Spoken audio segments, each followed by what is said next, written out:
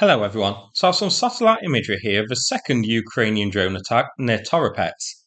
I actually didn't do a video on this one when it first happened. It happened around the same time as one of the others, I think the one that hit Krasnodar, and I thought both were the same incident. But it turns out, Ukrainian drones hit a second large ammo dump near Toropets on I think the 21st of September, the third in total in about a week. So, Ukraine is absolutely smashing Russia's ammo dumps here.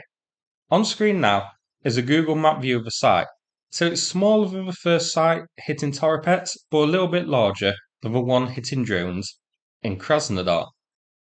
I'm going to look at where exactly this was later. Here's a zoomed in image from 2022, as it offers a nice comparison of what was destroyed. And here you can see the aftermath of the strike. These images shared by Svoboda on Twitter. This is taken on the 22nd, so there's still a little bit of smoke around, but you can see that a good number of the buildings here are destroyed. Now, in this one, I didn't see any of those big hardened bunkers that we saw at Toropets, and we also saw a handful at Krasnodar, which I believe is where the missiles are stored. It all seems to be surface warehouses and storage buildings of the like here. So I'd guess that here it's mainly artillery shells and that sort of thing, but I could be wrong. There is no mention yet on what used to be stored here, but it is mostly now gone.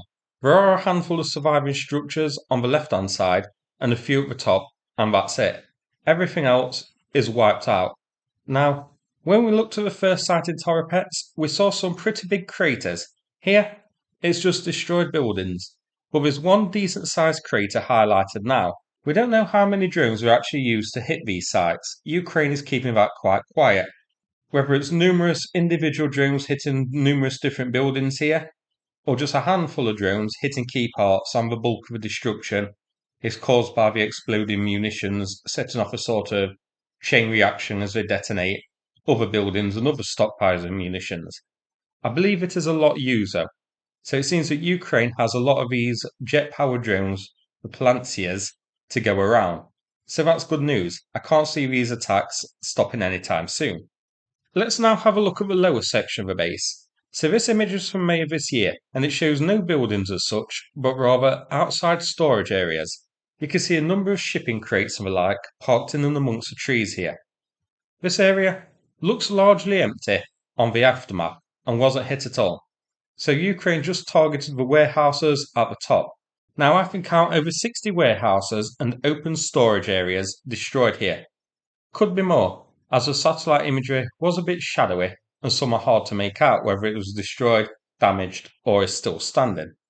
But certainly, another excellent strike here. Ukraine is really depleting Russia's ammunition and missile stockpile here, and is hitting these ammo dumps of Russia's hard. And so far, Russia doesn't have an answer to it. The air defence has, yet again, completely failed. I suspect it won't be long until we see another one get hit. Here's its location shown by the red marker, with the first ammo dump in Toropets that was destroyed shown in the red box, so they are very close to each other. And here it is overall, so west of Moscow. Now, with 3 major ammo dumps hit in the past week, all likely using Ukraine's new Palianytsia jet drone, it's clear that Ukraine has a new successful weapon, which Russian air defence just can't deal with at all. Not much information is known about the Palianytsia in regards to its warhead and that sort of thing. Whether these would be capable of bringing down the major target, the Kerch Bridge, who knows? But they are certainly very good at taking out these ammo dumps.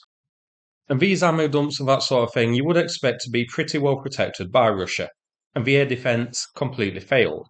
So, if these do pack big enough of a punch to take down the Crimean Bridge, or at least severely damaging it, then the bridge's prospects don't exactly look well, if it's relying on the same crappy air defence as these ammo dumps. And these aren't puny little strikes destroying one building with a single drone. These are major strikes taking out pretty much an entire ammo dump. I mean, we saw on the satellite images of each strike just how much has been destroyed here in a week. So, I wonder how long it will be until we see these jet drones hitting airfield or similar, or even attempt to hit the Crimean Bridge. We are going to have to wait and see. So, that's it for this video. Hope you found it interesting. Now, I'm going to play a video from Sanath about the ongoing fundraiser. Big thanks to everybody who's helped out so far, and take care, everybody. Hello Sukhmimers community, my name is Sanath. I'm a volunteer that's been helping the Ukrainian military for the past 2.5 years. I live in Ukraine and have been here for about 10 years. At the start of the war, my good friend Yuri, who was my gym instructor, went to join the military, and I stayed on to help support these guys. We've done lots of work along the way, so thank you for everyone who supported us. We currently have a fundraiser ongoing for an armoured vehicle. Cyclist for an armoured vehicle. It's going really well. We've raised nearly £10,000. We have got £15,000 to go.